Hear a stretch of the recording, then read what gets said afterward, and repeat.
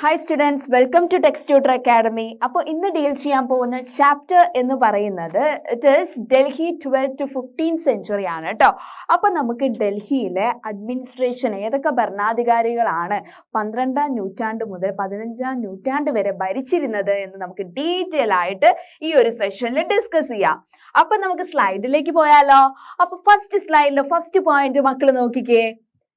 Delhi first became അല്ലേ, Delhi first became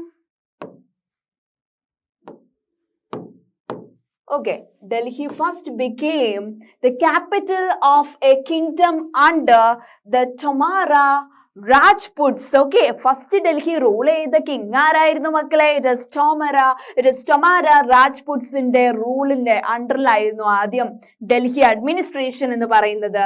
Who were defeated in the middle of 12th century by the Chauhans, also referred to as Chahamanas of Ajmer. Delhi first rule ചെയ്ത ആളെന്ന് പറയുന്നത് ടോമറ രാജ്പുട്ട്. ടോമറ രാജ്പുട്ടിനെ 12ാം നൂറ്റാണ്ടിൽ ആര് തോപ്പിച്ചു? ചൗഹാൻസ് എന്ന് പറയുന്ന ആളുകള് ഗ്രൂപ്പ് ഓഫ് പീപ്പിൾസ് ഡിഫീറ്റ് ചെയ്തു. ചൗഹാൻസ് എന്ന് പറയുന്ന കിങ്ഡം ഡിഫീറ്റ് ചെയ്തു രാജ്പുട്സ് ആ ഒരു കിങ്ഡത്തിനെ. അപ്പോ it was under the Tomaras and Chauhans that Delhi became an important commercial center. ഈ Tomaras and Chauhans ന്റെ രണ്ടുപേരുടെയും അധികാരത്തിലാണ് എന്തായത്? ഡൽഹി ഒരു കൊമേഴ്ഷ്യൽ സെന്റർ ആയത്. എന്തിന്റെ? ട്രേഡിന്റെ ഒരു കൊമേഴ്ഷ്യൽ സെന്റർ ആയി മാറിയത് ഈ Tomara Rajputs and Chauhans ന്റെ നേതൃത്വത്തിലായിരുന്നു, ലീഡർഷിപ്പിലായിരുന്നു എന്നാണ് കേട്ടോ പറയുന്നത്. Delhi first became the capital of a kingdom under the Tomara Rajput, who were defeated in the middle of 12th century by Chauhans, were also referred to as Chahamanas of Ajmer. And it was under the Tomaras and Chauhans that Delhi became an important commercial center. Next slide. ഇതാണ് നമ്മുടെ ടൊമാര രാജ്പുട്ടിന്റെ ഒരു picturisation ട്ടോ മക്കളെ. And next one. Many rich Jaina merchants lived in the city and constructed several temples. കുറേ എന്താണ്, വളരെ നല്ല പൈസ ഉള്ള ജൈന മതത്തിലുള്ള മെർച്ചൻസ് ഇവിടെ നിന്നിരുന്നു. സെറ്റിൽമെന്റ് ചെയ്തിരുന്നു. അവരെന്നിട്ട് എന്താ ചെയ്തത്? ഡൽഹിയിൽ വലിയ വലിയ അമ്പലങ്ങളൊക്കെ അവര് കെട്ടിപ്പടുക്കി. Next points. Coins minted here called Delhi Wall had a wide circulation. ആ ഒരു ടൈമിൽ ഇവർ ഉണ്ടാക്കിയിട്ടുള്ള ഒരു പ്രധാനപ്പെട്ട ഒരു ഇത് എന്ന് പറയുന്നത് എന്താണ്? കോയിൻസ് ആയിരുന്നു. ആ ഒരു ടൈമിലുള്ള കോയിൻസിന്റെ പേരാണ് ഡെഹ്ലി വാൾ എന്ന് പറയുന്നത്. സ്പെല്ലിംഗ് എന്താ മക്കളെ? DEHLIWAL. Many rich Jaina merchants lived in the city and constructed several temples, and coins were minted here called Delhi Wall had a wide circulation. ഇത്തരം കോയിൻസ് ഒക്കെ നല്ല രീതിയിൽ എല്ലാ തരത്തും എന്താണ് വൈഡ് സ്പ്രെഡ് ആയിട്ട് യൂസ് ചെയ്യാൻ തുടങ്ങി. ഇതാണ് ഡെഹ്ലി വാൽ എന്ന് പറയുന്ന കോയിൻസ് കേട്ടോ. It is Delhi Wall coins. Next one. And next one slide, the first point നോക്കിക്കേ മക്കള്. The transformation of Delhi into a capital that controlled vast areas of subcontinent started with the foundation of the Delhi Sultanate in the beginning of 13th century. അങ്ങനെ ഡൽഹി ഒരു capital city ആയി മാറി അല്ലെ. എന്നിട്ട് അവിടെ അടുത്തുള്ള എല്ലാ ഏരിയാസും കൺട്രോൾ ചെയ്ത് അവരുടെ അധികാരത്തിലാക്കി. എന്തിന്റെ സ്റ്റാർട്ടോടെ? ഡൽഹി സുൽത്താനേറ്റിന്റെ വരവോടെ അല്ലെ. അത് ഡൽഹി സുൽത്താനേറ്റ് എന്ന് പറയുന്നത് ആ ഒരു രാജാക്കന്മാരുടെ വരവ് എന്ന് പറയുന്നത് ഏത് നൂറ്റാണ്ടിലായിരുന്നു? അത് 13ാം നൂറ്റാണ്ടിന്റെ ബിഗിനിങ്ങിലായിരുന്നു, തുടക്കത്തിലായിരുന്നു ഡൽഹി ഒരു ക്യാപിറ്റൽ സിറ്റിയായി മാറുകയും ക്യാപിറ്റൽ സിറ്റിയായി മാറിയത് 13ാം നൂറ്റാണ്ടിൽ ഡൽഹി സുൽത്താനേറ്റ് ഭരിക്കാൻ തുടങ്ങിയപ്പോൾ മുതലാണ്. The transformation of Delhi into a capital that controlled vast areas of subcontinent started with the foundation of the Delhi Sultanate in the beginning of 13th century. Next point നോക്കിക്കേ. The Delhi Sultans built many cities in the area that we now known as Delhi. Delhi sultans ഈ ഒരു city ഏരിയയിൽ കുറെ അല്ലേ, Delhi sultans ഈ ഒരു ഏരിയയിൽ കുറെ സിറ്റീസ് അവർ ഡെവലപ്പ് ചെയ്തു, ഉണ്ടാക്കിയില്ലേ. ആ ഒരു സിറ്റി, ബിഗ് സിറ്റി എന്ന് പറയുന്ന പേരാണ് എന്ത്, ഡൽഹി എന്ന് പറയുന്നത്. ഡൽഹി സുൽത്താനേറ്റ്സ് 13ാം നൂറ്റാണ്ടിൽ അവർ അധികാരത്തിലേറുകയും ഡൽഹിയില് അല്ലെ ആ ഒരു ഏരിയയിൽ അവർ അധികാരത്തിലേറിയ ആ സ്ഥലത്ത് കുറെ സിറ്റീസ് വരികയും അങ്ങനെയാണ് ഡൽഹി എന്ന് പറയുന്ന ബിഗ് സിറ്റി അവിടെ ഡെവലപ്പ് ചെയ്തു വന്നത്. Delhi Sultans built many cities in the area that we now known as Delhi. Okay, next one. അപ്പൊ അണ്ടർസ്റ്റാൻഡിങ് ഡൽഹി അണ്ടർ ദ സുൽത്താൻസിന്റെ കാലഘട്ടത്ത് ഡൽഹി സുൽത്താൻസ് ഭരിച്ചുകൊണ്ടിരിക്കുമ്പോൾ ഡൽഹിയിൽ എന്തൊക്കെ മാറ്റങ്ങളാണ് വന്നത് എന്ന് നമുക്ക് നോക്കിയാലോ. ഫസ്റ്റ് പോയിന്റ് നോക്കിക്കേ. Okay, histories are known as താരിഖ് സിംഗുലർ അല്ലെങ്കിൽ തവാരിഖ് plural in Persian, the language of administration under the Delhi Sultans. ആ ഒരു ടൈമിൽ ആ ഒരു ഡൽഹി സുൽത്താൻസ് യൂസ് ചെയ്ത ലാംഗ്വേജ് എന്ന് പറയുന്നത് ഏത് ലാംഗ്വേജ് ആയിരുന്നു?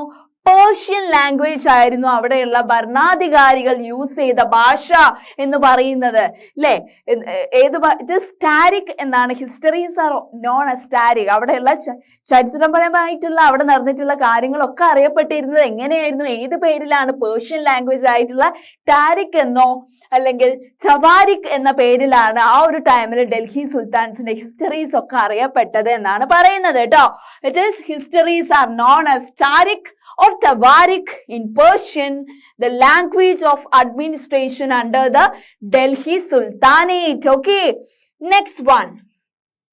ഇത്തരം ഹിസ്റ്ററി ബുക്കൊക്കെ എഴുതിയിട്ടുള്ള ഓതേഴ്സ് ആ ഒരു ഡൽഹി സുൽത്താനായിട്ട് ഭരിച്ചുകൊണ്ടിരിക്കുമ്പോൾ ചവാരിക് എന്ന് പറയുന്ന അവരുടെ അഡ്മിനിസ്ട്രേഷൻ കഥകളൊക്കെ എഴുതിയിട്ടുള്ള ആളുകൾ ആരൊക്കെയാണ്? ദ ഓതേഴ്സ് ഓഫ് ചവാരിക് എന്ന് പറയുന്നത് ഫസ്റ്റ് വൺ ലേൺഡ് മെൻ, നല്ല പഠിപ്പുള്ള ആളുകളാണ്. പിന്നെയോ learned men, secretaries and administrators, വലിയ വലിയ അഡ്മിനിസ്ട്രേറ്റേഴ്സ് എഴുതാറുണ്ടായിരുന്നു. പോയിറ്റ്സ്, വലിയ വലിയ മഹത് കവികള്. And courtiers who both recounted events and advised rulers on governance. അല്ലെ, അധികാരത്തിലുള്ള റൂളേഴ്സിനെ കുറിച്ച് അവരുടെ ഹിസ്റ്ററീസിനെ കുറിച്ച് വാതോരാതെ എഴുതിയിട്ടുള്ളത് ആരൊക്കെയാണ്? ഈ ടവാരിക് എന്ന് പറയുന്ന ഹിസ്റ്ററി ബുക്കിന്റെ എഴുത്തുകാരായിട്ടുള്ള ലേൺഡ് മെൻ, അഡ്മിനിസ്ട്രേറ്റേഴ്സ്, പോയിറ്റ്സ് ഒക്കെയാണ്. It emphasising the importance of just rule. ഇപ്പൊ ഭരിച്ചുകൊണ്ടിരിക്കുന്ന ആളുകളുടെ പ്രത്യേകതകൾ വാതോരാതെ സംസാരിക്കുന്ന ഒരു പുസ്തകമായിരുന്നു ടവാരിക് എന്ന് പറയുന്ന ഹിസ്റ്ററി ബുക്ക്. ഓക്കെ, ഇതാണ് ടവാരിക് എന്ന് പറയുന്ന ഹിസ്റ്ററി ബുക്കിന്റെ ഒരു പിക്ചറൈസേഷൻ. അതിലുള്ള പിക്ചേഴ്സ് ഇങ്ങനെയായിരുന്നു. ആ ഒരു ഡൽഹി സുൽത്താനേറ്റിന്റെ ഭരണാധികാരികളുടെ എല്ലാ റൂൾസും ഒക്കെ അവിടെ പിക്ചർ ചെയ്തിട്ട് ആ ഹിസ്റ്ററി ബുക്കിൽ ഉണ്ടായിരുന്നു. അതിന്റെ ഒരു പിക്ചറൈസേഷൻ ആണ് കേട്ടോ മക്കളെ ഇത്. ഓക്കെ, അപ്പൊ അതിന്റെ ഫീച്ചേഴ്സ് നോക്കാം അല്ലെ. ആ ഒരു ബുക്കിന്റെ, ഹിസ്റ്ററി ബുക്കിന്റെ, ടവാരിക്കിന്റെ ഫീച്ചേഴ്സ്, സവിശേഷതകൾ എന്തെല്ലാം നോക്കിയാലോ. First one, the authors of Tawarik lived in cities, mainly Delhi, and hardly ever in villages. എന്ന് വെച്ചാല് ഇതിന്റെ ഓതേഴ്സ്, ഈ ബുക്കിന്റെ ഓതേഴ്സ് എവിടെ തന്നെയാണ് താമസിച്ചിരുന്നത്? ഡൽഹിന്റെ പല പല ഏരിയാസിലായിരുന്നു അവർ ജീവിച്ചിരുന്നത്. അഡ്മിനിസ്ട്രേറ്റേഴ്സ് ആയിക്കോട്ടെ, അല്ലെങ്കിൽ പോയിറ്റ്സ് ആയിക്കോട്ടെ, ഓക്കെ, കോർട്ടിയേഴ്സ് ആയിക്കോട്ടെ. And second point, and they often wrote their histories for sultans in the hope of rich rewards.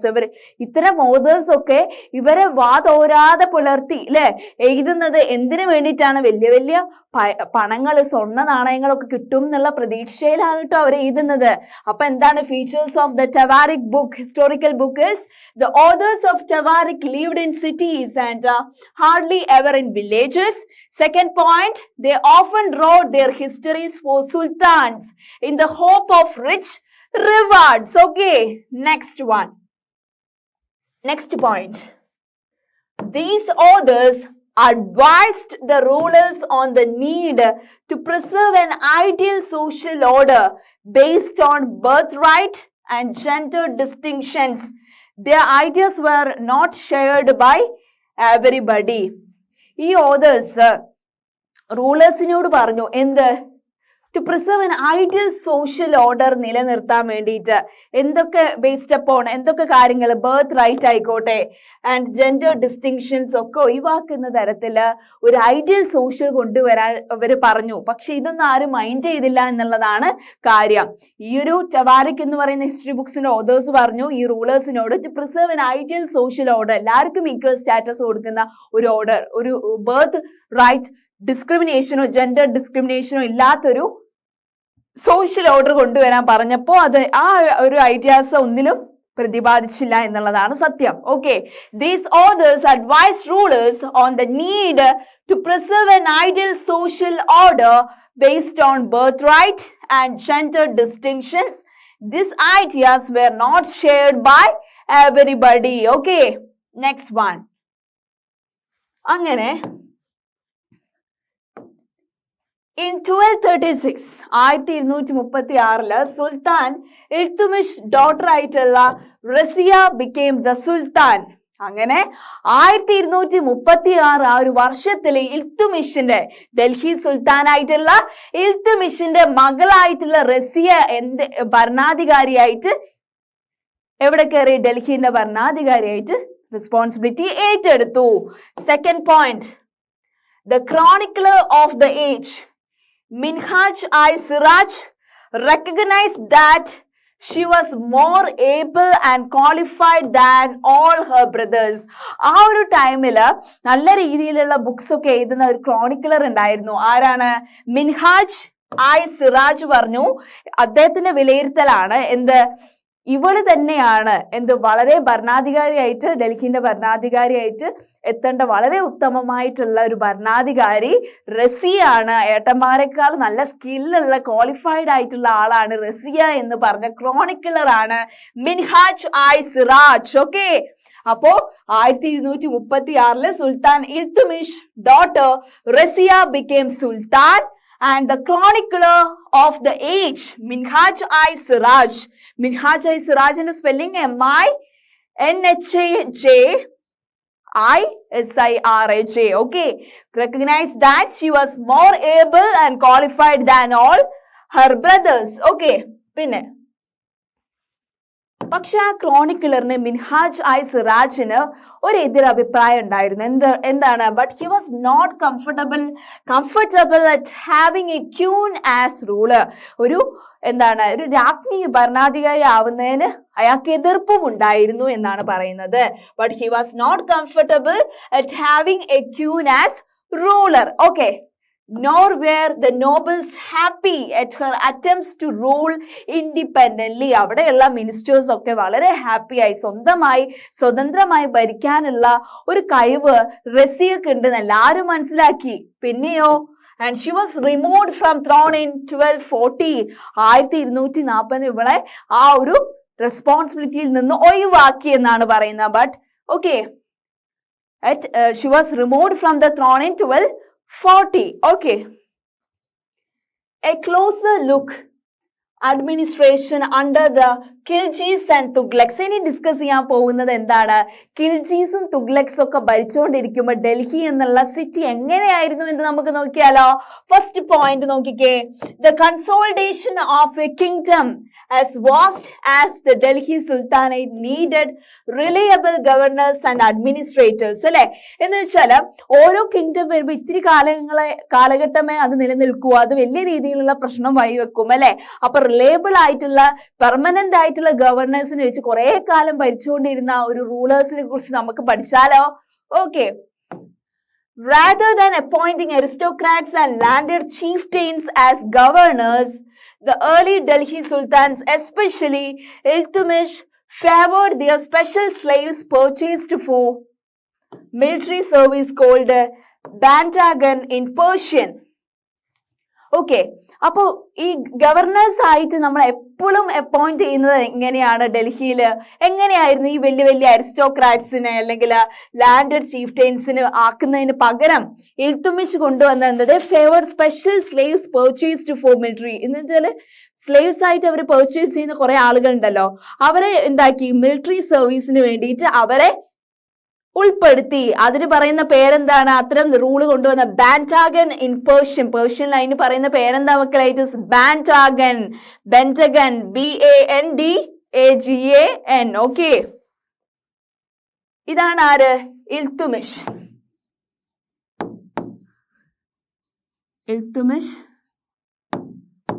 Sultan of Delhi.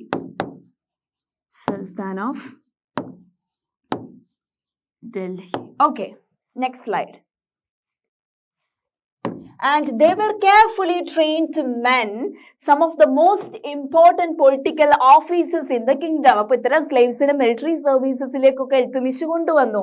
അവരെ നല്ല രീതിയിൽ സ്പെഷ്യൽ ട്രെയിനിങ് കൊടുക്കുകയും ചെയ്തു എന്നാണ് കേട്ടോ പറയുന്നത്. Okay, and since they were totally dependent on their master, the sultan could trust and rely upon them.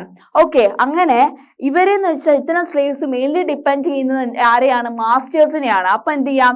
അവർക്ക് നല്ല രീതിയിൽ അവരെ ഈ സുൽത്താൻസിന്, ഈ സ്ലേവ്സിന് നല്ല രീതിയിൽ വിശ്വസിക്കാൻ പറ്റും. ആരും അഴിമതി ചെയ്യുന്നില്ല, ആരും അവർക്കെതിരെ തിരിയുന്നില്ല എന്നൊക്കെ കാണുമ്പോൾ. Okay, they were carefully trained to men, some of the most important political officers in the kingdom, and since they were totally dependent upon their master, so the sultan could trust and എന്ന് വെച്ചാൽ അവര് mainly അവര് വിശ്വസിക്കേണ്ടത് ആരെയാണ്? Mainly അവർ ആശ്രയിക്കേണ്ടത് ഇത്തരം സ്ലേവ്സിനെ military സർവീസസിലേക്ക് ആക്കുമ്പോൾ അവര് ആരെയാണ് depend ചെയ്ത് നിൽക്കേണ്ടത്? ഇത്തരം സ്ലേവ്സ് ഈ ഒരു സുൽത്താൻസിനെയാണ്, ഡൽഹി സുൽത്താൻ ആയിട്ടുള്ള ഇൽത്തുമിഷിനെയാണ്. അപ്പൊ സുൽത്താൻ എന്തുണ്ടാവില്ല?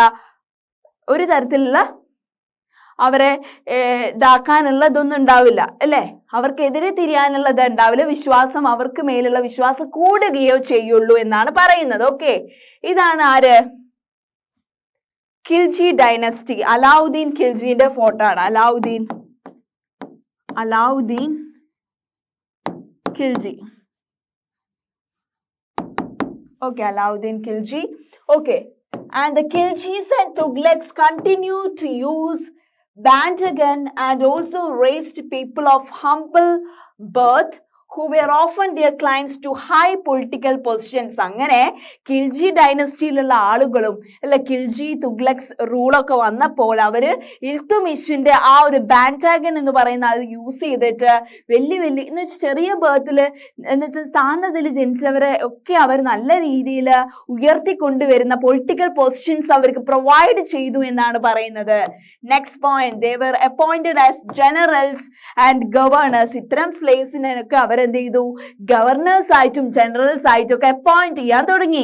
However, this also introduced an element of political instability. അവിടെ അത് എന്തുണ്ടാക്കി? പൊളിറ്റിക്കൽ ഇൻസ്റ്റെബിലിറ്റി ഉണ്ടാക്കി, ഒരു ഓർഡർ ഇല്ലായ്മ ഉണ്ടാക്കി എന്നാണ് പറയുന്നത്. ഓക്കെ, അപ്പോ the Khiljis and Tughlaqs continued to use Bantagan and also raised the people of humble birth who were often their clients to high political പൊസിഷൻസിലേക്കാണ് ഓരോരുത്തരെ ഇരുത്തിയത്. Okay, they were appointed as generals and governors. However, this also introduced an element of political instability. ഇത്തരത്തിലുള്ള ഒരു ഇത് ബാൻഡ്രാഗൻ കൊണ്ടുവന്ന എല്ലാ തരത്തിലുള്ള ആളുകൾക്കും അത് അംഗീകരിക്കാൻ പറ്റുമോ? ഇല്ല അല്ലെ. അവിടെ ഒരു പോസിറ്റീവ് ആയിട്ടുള്ളത് ഉണ്ടാവും, നെഗറ്റീവ് ആയിട്ടുള്ള കാര്യങ്ങളും ഉണ്ടാവും അല്ലെ. അപ്പൊ നമ്മള് ഡൽഹി സുൽത്താൻസിനെ കുറിച്ചാണ് അല്ലെ പറഞ്ഞത്. ഡൽഹി സുൽത്താനേറ്റ്. അപ്പൊ മെയിൻലി നമ്മൾ എന്തൊക്കെയാണ് ഡിസ്കസ് ചെയ്തത്? First one ചോമര Rajput,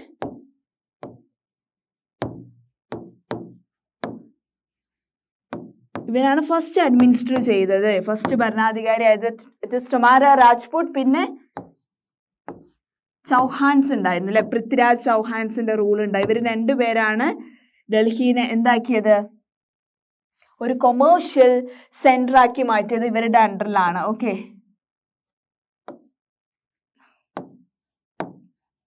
Delhi become commercial. Okay, പിന്നെ നമ്മൾ ഡിസ്കസ് ചെയ്തത് ആരാ?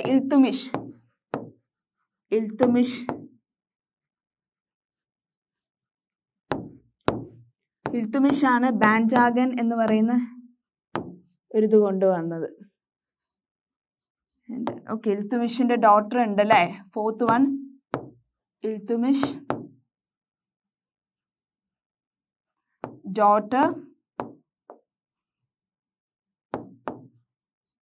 ഡോട്ടറിന്റെ പേരെന്താ? ഇൽത്തുമിഷ് റസിയ എന്നാണ് അല്ലെ?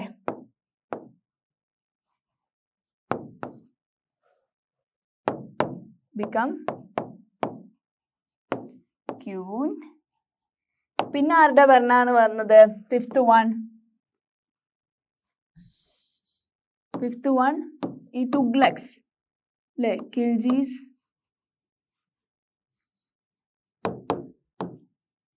And Tughlaq dynasty. Tughlaq dynasty അവരും എന്ത് ഫോളോ ചെയ്തു? ഇൽത്തുമിഷ് കൊണ്ടുവന്ന സ്ലേവ്സിൽ കുറെ ആളുകളെയൊക്കെ ഈ ഒരു മിലിറ്ററി സർവീസിലേക്ക് ഏറ്റെടുക്കുന്ന ഒരു പ്രിൻസിപ്പിൾ കൊണ്ടുവന്ന ഇൽത്തുമിഷിന്, അതാണ് ബാൻഡാഗൻ എന്ന് പറയുന്നത്. ആരും കൂടെ ഫോളോ ചെയ്തു? ഈ ഖിൽജി തുഗ്ലക് ഡൈനസ്റ്റി ഫോളോ ചെയ്തു. Followed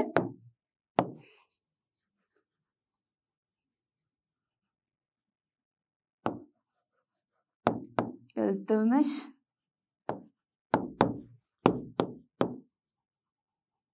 principle of